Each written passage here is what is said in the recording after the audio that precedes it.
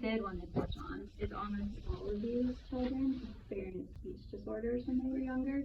So I think it's safe to say that this change is that answer that it sounds like you guys were looking for some of those speech differences. Why, hello there. I think that would be our answer for there. Okay.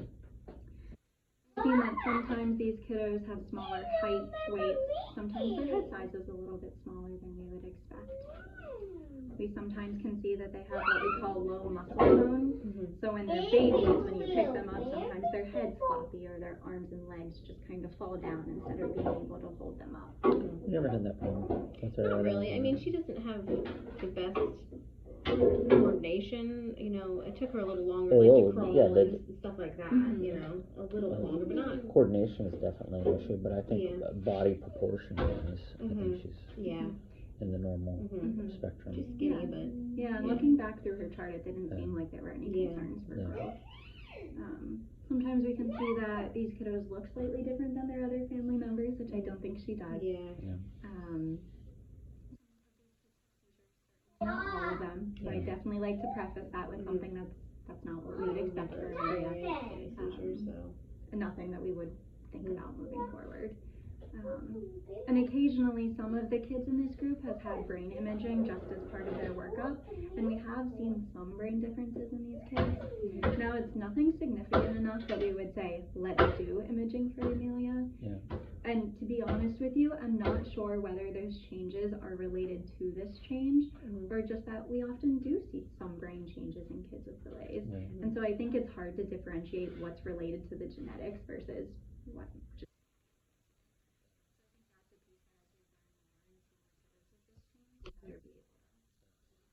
the brain imaging something that we can request, or is that?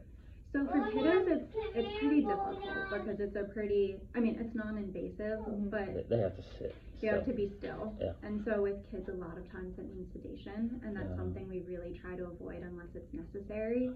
And so I think in this case, because Amelia's not showing us anything else that would be necessary, it's probably not something that we would want to do at this time. Yeah, at this time. I think it's something in the future, maybe a couple years from now, when she is ready to sit still for us, that's something we could think about. But I think even if we would do that imaging, it wouldn't change any of the ways that we're treating her. And Not right now, baby, in a minute. Kids who haven't had these brain differences. So I just wanted to bring it up because if you do Google it, you will find that. But prefacing that, we don't think it would change anything for the way that we're treating Amelia. Okay. You had also mentioned that individuals with this gene keep their intellectual disability. It's not something they grow out of.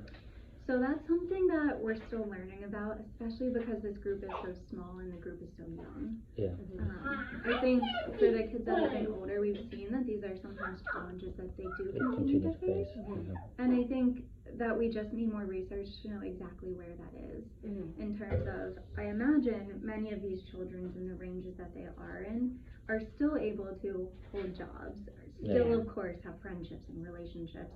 And I think some of that is just a matter of where that line of independence is in terms of living totally independently, living with some others for support. We're super concerned about impulse control and critical thinking skills as she grows into her early teens and stuff like that. Any suggestions on how to handle that other than just deal with it as a regular teenager? So I personally, that's a little out of my realm of expertise. I'm pretty focused into these genetics. But I think that's absolutely a question that Kristen or even our behavioral analyst would be really primed to answer. And I think that you're thinking about all the right things before you're even there and dealing with those challenges. And so I think that's something that I can absolutely pass along to Kristen.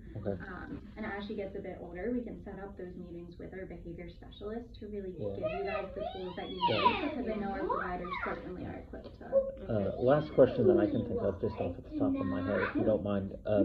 You said that the sample group was only 25. Is this something that you have continued to see in only 25 people in the world diagnosed with this condition, but I understand this, the group was, how often do you see this? That's a good question. Okay. So lot of the genetic changes that we're seeing here when we do testing for our kiddos, they're pretty rare. So it's not often that we see multiple kids with changes in the same gene because their bodies have so many genes. When I say 25, that 25 is kids that have had papers written about them in the literature. I see. Because those papers is how I learn how these kiddos are coming to us in clinic. Okay. So she's not like the 26th person on the planet that has No. Yeah, no, that's a great question. And so it definitely, when we present it that way, is kind of how it comes across. So she is not the 26th person. We know quite really rare. Yeah, there are quite a number of kids who I imagine have changes in this gene.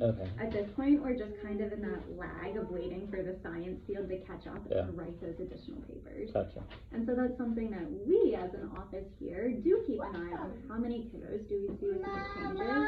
And potentially, once we see a couple more, we'll write one of those papers. So that moving forward, we can say, well, here's another group of 10 kids, and this is what we see with them. I see. Okay, great.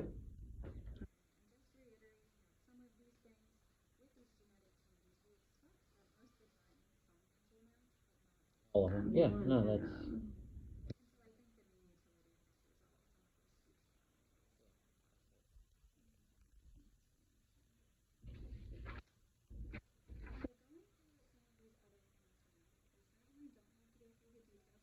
Want to, but No, some that's families fine. are interested Educate in us. what they Yeah. mean. Okay.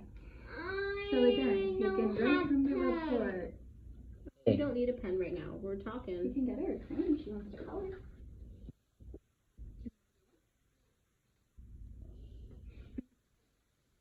I don't know if I want you writing on all those papers though, Amelia. Oh, here, I can give you Here. some paper. Can I have your folder, please? And then you can. I'll trade you out. Well, I don't. She has papers in there that I have to give to the teachers. Can I swap? Can we give these back to Mom?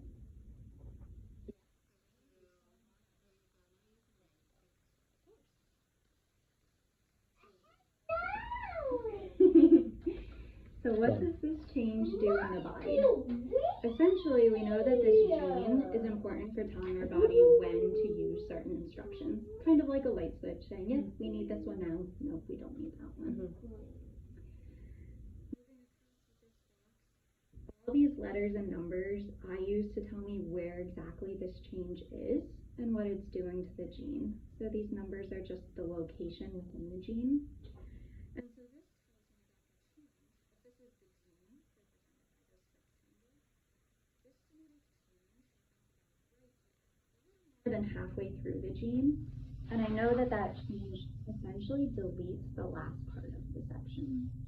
And so just like if the last couple pages of a chapter in a book are deleted, we wouldn't know exactly what happens at the end of that chapter.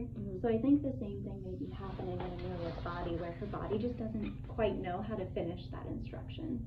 And that can be what causes some of these challenges and differences in the way her body's working. Oh, that makes perfect sense. Great. Heterozygous and de novo. So what those things mean is we all have 2 copies of each of our genes. One comes from mom, one comes from dad. Heterozygous just means that one copy is not working. So one copy is short, the other copy is working exactly like it should. That's what that means. Go ahead.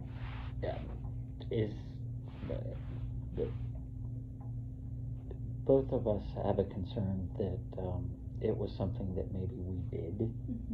Is that a possibility that, it's because I drank too much Mountain Dew or something? Sure. I mean, Reassuring you right now that it was absolutely nothing that either of you did. Okay. And I think that's a real strength of this testing, that I can very confidently sit here and tell you that it was nothing that either of you did. Hi, Becky. the other question Hello, was, Amelia. I had to doctor. would there be any benefit to either of us getting this testing to see? Well, it's not like we're having any more kids. We did get the testing. Remember you putting your spit did. in the. Oh yeah. So I can answer that question for you right now. It's like we all did it that day. Yeah. We Remember? did, Yeah, we already okay. looked at both of your samples, and that de novo piece tells me that it's a new change only in Amelia. I see. So neither of you have this change. You have to put that in there so you don't. So she can't say it's my fault and I can't say it's her fault. It's your damn fault. genes. Okay. Totally new, just in Amelia. Okay. And also like to point out there in terms of, what causes this, these are totally random changes that happen. None of us have any control over it. It's nothing anybody does that causes them. It's just Is a it part of hereditary? biology. I mean, is it something that she could pass on to her children if? So it's something that if Amelia has children in the future, there is a chance that she could pass this on. I see. Because it's present on one of her copies, there's a 50% chance she could pass on the same one, or a 50% chance she passes on the one that's working typically. Yeah. And so it's a 1 in 2 chance. Can you get, if she did get pregnant, is there a way to test for it before she would have? In utero. In utero? Yep, so this is something that we could test for either while she's pregnant. There's some testing like amniocentesis, if you've heard of that. Okay, so We could if she test does for get that. pregnant, she can test. Okay. Yep, so something we could test for. Interesting to know. Is that? I mean. Well, I never had any testing. That's what I was gonna say. Is that done something? while I was pregnant? Something we could have done and known ahead of time. So there's Probably. certainly no way that we could have known that any of these genetic changes happen. Just for reference, for every child that's born, they have about 30 to 50 new genetic changes from their parents. Totally new just to them. Okay. Most of them we think don't do anything. We think most of them are just totally benign changes that make us all unique and different from our parents. And so our role in genetics, my job really, is to look at all these changes and say, is this a change that's doing nothing? Or is this a change that maybe could be affecting the way that their body's working? And so once we know these changes, it's something that we can look at moving forward in future pregnancies to say, is this something that we see? But we're just not to the point in the field yet where we can test any pregnancy without any indication to say, what are these changes doing? Does that make sense? Yep, perfect. With that point, I know you guys said you're not planning on having any other children. No. Nope. I just want to say this to check that box so you guys know. Because I know that Amelia has a sister. So we would expect that Amelia's sister does not have this change. And so should she have children in the future, there would be no chance of her passing this on, because you can't pass on something that you don't have. For any future children for either of you two, we would also expect very likely would not have the same change because it was new in Amelia. There are very, very rare instances where some of dad's sperm or some of mom eggs can have the same change in multiple of those egg or sperm. So mom or dad would not have it when we do this testing, but they could potentially have multiple children with the same change. Mommy. Well, honey. Now that's very, very rare. It's certainly not what we would expect, but we do like to bring it up because it's not impossible. But by and large, we would expect totally random thing and chance for the same change to happen again to be very low. And then moving on to this final box, this pathogenic, just means that we made that distinction that we think this change is Amelia's explanation. The very last thing I wanted to mention about this genetic testing, if you remember Julianne talked to you when you signed up for this testing, there's the chance to look at other genetic changes related to totally unrelated health concerns, so things like future chance to develop cancer or have a heart condition. And all of that testing came back negative. Oh, well, that's good. Yay. So definitely reassuring. Of course, have to preface that it doesn't rule out the chance of any medical concerns in the future, but definitely a big reassuring front. That's good. So just important to keep following what the doctors recommend. So what do we do moving forward? We're going to keep following Amelia. We're putting this in her chart and sharing it with all of her providers. But like I said, at this point, what Amelia's showing us and how she's doing in school and learning moving forward, those are really the things that we're using to guide our expectations of what to expect. Sounds good. With this testing, I've alluded to that we're learning more and more every single day about genetics. And in a year, I really believe that we're going to know even more about this gene and more about these changes as we do testing for more kids across the world. And so what we automatically do is in about a year, I'll revisit this testing. So I'll basically redo all of my research to say what more have we learned. So if we've learned more, I'll go ahead and give you guys a call or write you a letter. Maybe I'll catch you when you're in clinic to give you that information. But also, I really encourage families the next time you come in here, ask your provider, hey, about those genetics, have we learned Yeah. anything else? Yeah. And they can come back to my office, and I'm more than happy to look it up while you guys are here to give you an update. Okay, great.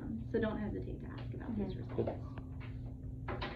The very last thing I like to give families is totally optional, not something that you have to do.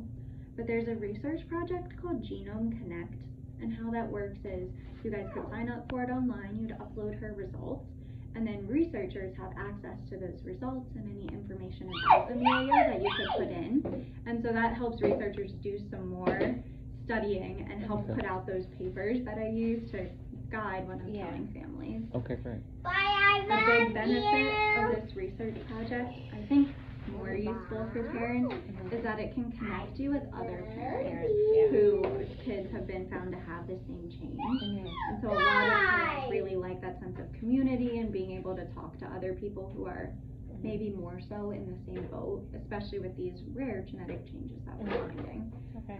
So that's why I like to bring it up, just for that community piece, because some families find that helpful. Excellent, thank you. That was a lot of information I No. just put on No, but I mean, it gives, I feel a little refreshed because it gives me an answer. It's not something you did, it's not something I did. It's just, it is what it is, and that's. Are there any questions that we should ask that we didn't ask? No, you guys have been asking all the right things. Okay. Is I'm trying to think if there's anything else to. there any questions you wish people would ask? What's the biggest takeaway from Amelia's diagnosis so far? I think the biggest takeaway, at least from what you guys have reflected to me, is that piece that this is a new change only in Amelia and nothing that anybody does that causes this. Yeah. And I think that's a really big benefit of this testing, is that I'm able to very confidently sit here and tell you that we think this change is our answer, and it's a totally random thing that happens. Excellent. Yeah. Good news. Yeah, I think it is good news, honestly. I pick up. So I mean, just say, okay. Is there anything else that Mama. we can do? You said we're doing everything else as far as. Yeah, I think you guys are doing all Prune the right juice, things. or I mean. Maybe in the next couple of Is there anything we years should be we'll have feeding her some. that, more No. broccoli? Yeah, but it seems like you guys are doing absolutely all the right things. Awesome. And I think as we continue to learn more in the future, which we will, I hope to be able to give you guys some more Great. information. But you're doing all the right things. Okay. Thank you so much. Yeah. Absolutely. So this is for you guys. You can Okay. put it in that folder. Okay. And that folder